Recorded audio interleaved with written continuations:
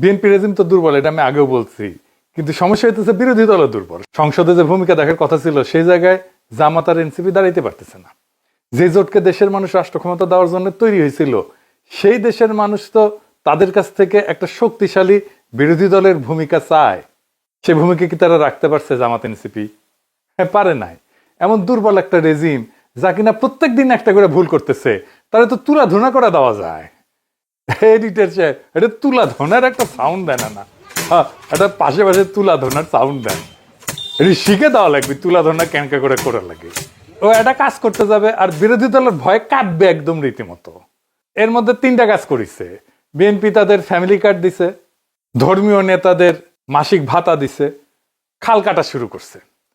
এই তিনটা কর্মসূচি নিয়ে তো বিরোধী দলে হাউকাও লাগাই দেওয়ার কথা। উল্টা দেখি জামাতের আমির খাল কাটা নিয়ে সাধুবাদ জানাইতেছে, আবার নাসিরউদ্দিন পাটোয়ারি স্বাগত জানাইতেছে, পারলে যে জয়েন দেয় উঠি। কি আর কমু এদের, মাঝে মাঝে মনে হয় হে খোদার দড়ি ফেলাও, বায়ে উঠে যাই। আগে ফ্যামিলি কার্ডের বিষয় আসি। বিএনপি তো সংবিধান মেনে রাষ্ট্র চালাবি, তাই না? এটা কইছে একেবারে, শুনেন। আমরা সংবিধান মেনেই এই পর্যন্ত এসেছি এবং সংবিধান মেনে চলবো। সামনের দিনগুলোতে আমরা সাংবিধানিকভাবে এই রাষ্ট্রকে এগিয়ে নিয়ে যাব। দেখেছেন, সংবিধানের দোহাই তো কাওয়াও দিত, মানে কাওয়া কাদের, কাওয়া কাওয়া কাদের। সংবিধান যা বলবে আমরা তাই করব। কাওয়াজে কইছিল পালাবো না, মির্জা ফখরুলের বাসা আছে না, মির্জা ফখরুলের বাসায় গিয়ে থাকবো, ঠাকুর গায়ে একটা বাসা আছে না। পালাবো না, প্রয়োজনে ফখরুল সাহেবের বাসায় গিয়ে উঠবো। কি জায়গা দেবেন? না হলে ঠাকুর গায়ের বাড়ি আছে না, ওই বাড়িতে গিয়ে উঠবো। ঠিক আছে? বড় জ্বালা জ্বালা।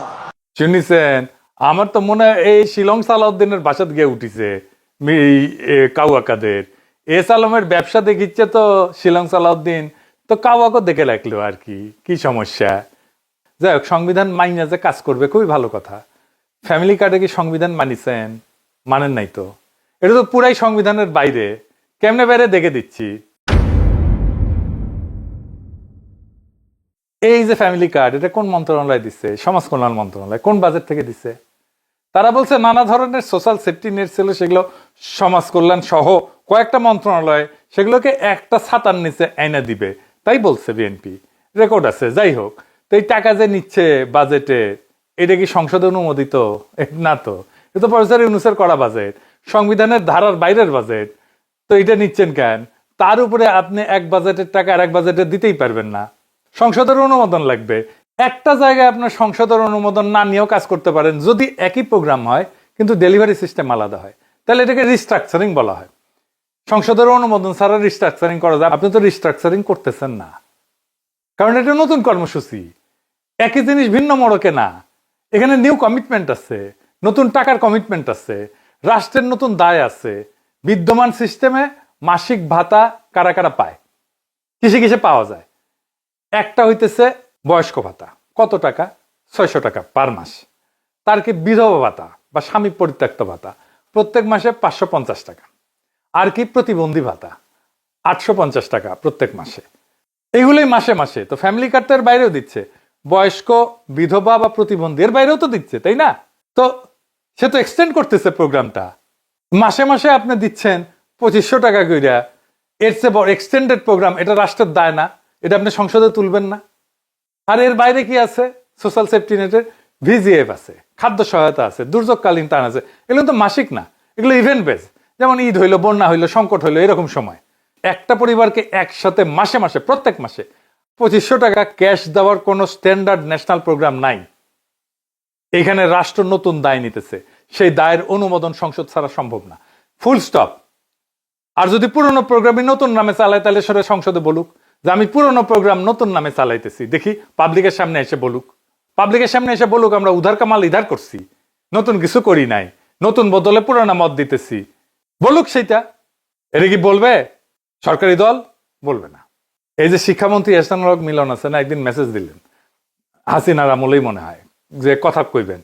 তো আমি ফোন টোন দিলাম, মুরব্বী মানুষ। উনি যে বিষয় আলাপ করছিলেন সেটা এটার সাথে প্রাসঙ্গিক না, কিন্তু এটার সাথে ওই আলাপের পরে উনি ওনার মামলা নিয়ে আলাপ করলেন আর কি, যে ওনার কম্পিউটার নিয়ে হাসিনা মামলা দিছিল। তা আমি শুনলাম, ডিটেলস শুনলাম আর কি ওনার কাছ থেকে বিস্তারিত মামলার বিষয়ে। তো আমি শেষে কইলাম যে মিলন ভাই, আপনি কিন্তু সত্যি সত্যি মামলা খান। উনি বললেন তাই নাকি? আমি বললাম হ্যাঁ, আপনার ইন্টেনশন ভালো, কিন্তু আপনার প্রসিডিওর ভুল। আমলাদের এটা ধরায় দেওয়া উচিত ছিল, ধরায় দেয় নাই, কারণ ওনারা চায় আপনারা ধরা খান।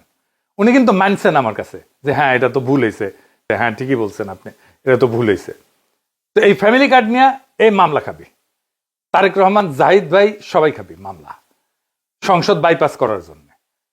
তো হাসিনার লোকেরা গেলে হেভি খুশি হয়েছে, বুঝেছাও, বাইসা বাইসা হাসিনার লোকদের দিছে বিএনপির লোকেরা, মানে এটি পার্সিয়ালিটি করে নাই, তাই জয় বাংলা স্লোগান দেয়। দেখেন এটা কার এসেছে তো আপনার মোবাইলে টাকা, ফ্যামিলি কার্ডের টাকা? আলহামদুলিল্লাহ, আল্লাহ তুমি জয় বাংলা, জয় বঙ্গবন্ধু। দেখেছেন? যাই হোক, এবার আসেন ধর্ম নেতাদের মাসিক ভাতা।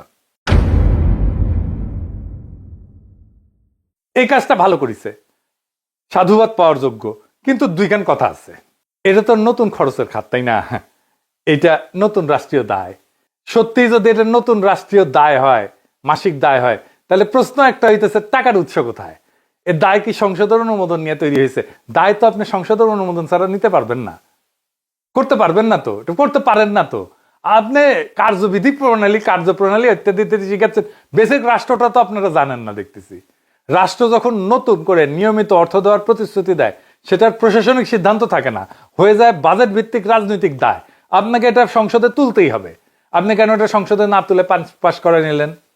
এটা কেউ আপত্তি করতো না, বরং এ ভাতা বাড়ানোর কথা বলতো। আমি বিরোধী দলের সংসদ সদস্যদেরকে বলতেছি, এটা সংসদে যখনই উঠবে আপনারা দাবি তুলবেন এটা যেন কম করে হইলেও ন্যূনতম মজুরির সমান হয়। 5,000 টাকায় ভিক্ষা দেওয়ার দরকার নাই, আপনি ন্যূনতম মজুরির সমান দেবেন। আপনি সম্মান যখন করবেন এইটা করবেন। এবার আসেন খালকাটা।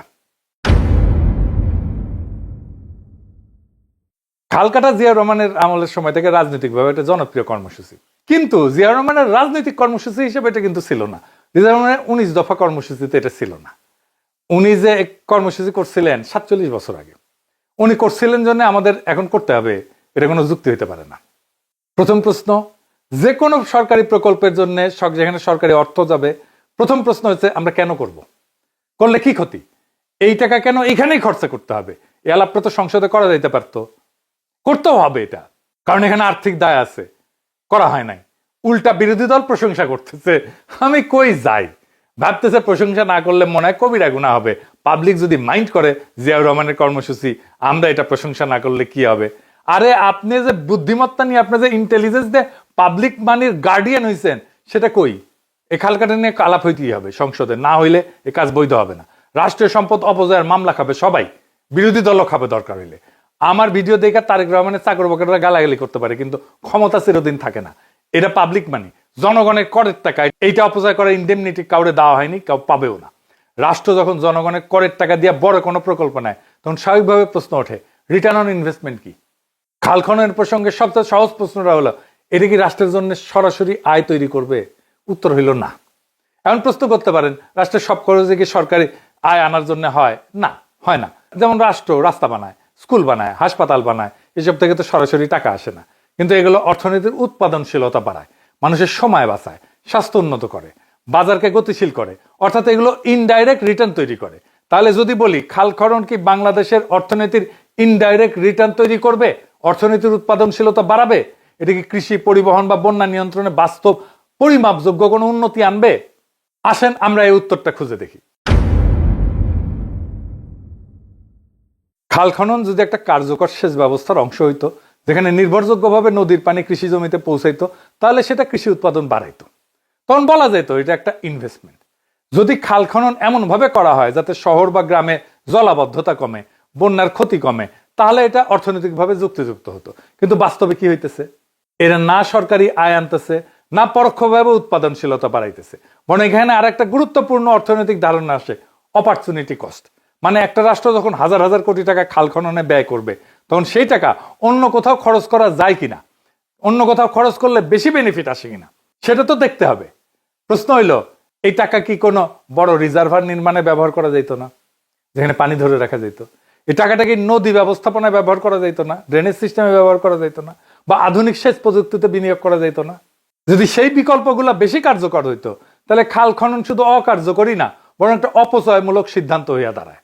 আরো বড় সমস্যা হইলো, এই ধরনের প্রকল্প রাজনৈতিকভাবে খুব দেখানো যায়, ছবি টবি তোলা যায়, মাটি কাটা যায়, ঘোষণা দেওয়া যায়, তারপরে ছবি তুলে বলা যায় তারেক জিয়া না আরেক জিয়া, জিয়া রহমানের ছবির সাথে পাশাপাশি তারেক রহমানের ছবি বসে কাল্ট ফিগার তৈরি করা যায়, কিন্তু এটার দীর্ঘমেয়াদী কার্যকারিতা যাচাই করা হয় না। ফলে খাল খনন একটা অর্থনৈতিক প্রকল্প না হইয়া ধীরে ধীরে একটা রাজনৈতিক প্রদর্শনীতে পরিণত হয়। খাল কাটাকে যদি সত্যিকার উৎপাদনশীল কাজে পরিণত করতে হয়, তবে আমাদের আগে জানতে হবে খাল আসলে কেন কাটা হয়। পৃথিবীতে খালের সাধারণত তিনটা প্রধান ব্যবহার আছে। প্রথমত বাণিজ্যিক নৌপথ হিসেবে খাল, সুয়েজ খাল, পানামা খাল আছে না, এগুলো ক্লাসিক উদাহরণ। এই খালগুলো দিয়ে আন্তর্জাতিক জাহাজ চলাচল করে এবং প্রত্যেকটা জাহাজ টোল দেয়।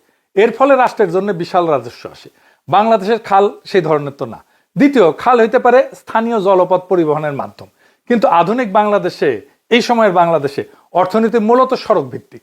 দাঁড় টানা ছোট নৌকা বা নৌযানের উপর নির্ভরশীল পরিবহন আর দেশের অর্থনীতির প্রধান ভিত্তি না। 3 নাম্বার, এই ব্যাপারটা সবচেয়ে গুরুত্বপূর্ণ, কৃষির জন্য সেচ ব্যবস্থা। পৃথিবীর বহু দেশে নদীর পানি খাল দিয়ে কৃষি জমিতে পৌঁছে দেওয়া হয়, কিন্তু একটা কার্যকর সেচ নেটওয়ার্ক তৈরি করা একটা অত্যন্ত জটিল টেকনিক্যাল ইঞ্জিনিয়ারিং কাজ। এটা কেবল কোদাল দিয়ে মাটি কাটার বিষয় না। একটা সেচের নেটওয়ার্ক ডিজাইন করতে হলে প্রয়োজন কোথায় কত সারফেস ওয়াটার আছে, সারফেসে কত পানি আছে, তার ডেটা দরকার। পুরো এলাকার কন্ট্যুর ম্যাপ দরকার, মানে ভূপ্রকৃতির মানচিত্র। এটা এমন একটা ম্যাপ যেখানে বোঝা যায় কোথায় জমি উঁচু, কোথাও নিচু, পানি কোন দিকে স্বাভাবিকভাবে যাবে, এইটা সে দেখায় দেন একটা কন্ট্যুর ম্যাপের ছবি। পানির প্রাকৃতিক প্রবাহের দিক কোন দিকে, কোথায় গ্র্যাভিটি পানি নিয়ে যাবে আর কোথায় পাম্পিং স্টেশন লাগবে, এই ধরনের তথ্য ছাড়া আন্দাজে খাল কেটে দিলে সেটা কার্যকর সেচ ব্যবস্থায় পরিণত হয় না। বলা হইতেছে বর্ষায় পানি ভরবে আর শুষ্ক মৌসুমে পানি ধরে রাখবে। যদি খালের ঢাল নদীর দিকে হয়, তাহলে বর্ষায় পানি আসবে আর বর্ষা চলে গেলে পানি নামবে। বাংলাদেশের বাস্তবতায় কৃষকেরা মূলত ভূগর্ভস্থ পানি ব্যবহার করে ডিজেল বা বৈদ্যুতিক পাম্পের মাধ্যমে সেচ দেয়, অর্থাৎ কৃষি সেচের প্রধান উৎস এখনো গ্রাউন্ড ওয়াটার। খালের আর একটা সম্ভাব্য ব্যবহার হলো ড্রেনেজ, অর্থাৎ জলাবদ্ধতা দূর করা।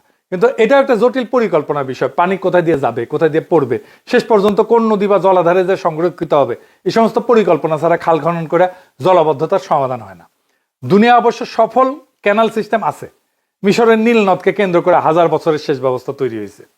সিন্ধু নদকে করে 5000 বছর আগে সিন্ধু নদকে কেন্দ্র করে সেচ ব্যবস্থা তৈরি হয়েছিল। আধুনিক যুগে president Gamal Abdin Nasser Aswan high dam নির্মাণ করে এবং এর ফলে বিশাল লেক নাসের রিজার্ভার তৈরি হয়। এই বাঁধের ফলে নীল নদের বার্ষিক বন্যা কার্যত নিয়ন্ত্রণে আসে এবং সারা বছর কৃষিতে পানি সরবরাহ করা সম্ভব হয়। কিন্তু বাংলাদেশে যদি ইরিগেশন নেটওয়ার্ক আমাদের তৈরি করতে হয়, তাহলে এটার জন্য ইন্ডিয়ার সাথে চুক্তি করা জরুরি। কেন জরুরি? কারণ হইতেছে, ধরেন চুক্তি মোতাবেক ভারত বলল যে তারা আমাদেরকে মেঘনা নদীর সমস্ত পানি ছেড়ে দিবে, তারা পদ্মা নদীর পানি ব্যবহার করবে। ভারত কোন দিক দিয়ে আমাদেরকে পানি দিবে, নেটওয়ার্ক ডিজাইন সেদিক দিয়ে শুরু করতে হবে, তাই না? আন্দাজে অন্যদিকে হাজার হাজার কোটি টাকা খরচ করে খাল খনন করে রাখলে সেটা একদম পানিতে যাবে, কারণ কাজে আসবে না। ইন্ডিয়া যদি ওই দিক দিয়ে পানি না দেয়, তাহলে আমরা খাল খনন করে করবোটা কি? আপনি জানেনই না পানি আসবে কোন দিক দিয়ে, তাহলে খাল কাটতেছেন কোন হিসাব কইরা? ভারত পাকিস্তান ইন্ডাস ওয়াটার ট্রিটিতে তারা নদীর পানি ভাগ না কইরা নদীকে ভাগ করে নিছে, যেটা অনেক বেশি ইউজফুল।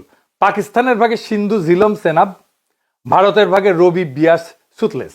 বাংলাদেশ ভারত যে গঙ্গার পানি চুক্তি করছে, সেখানে নদীর পানিকে ভাগ করাইছে, যেটা এনফোর্স করা অনেক কমপ্লিকেটেড।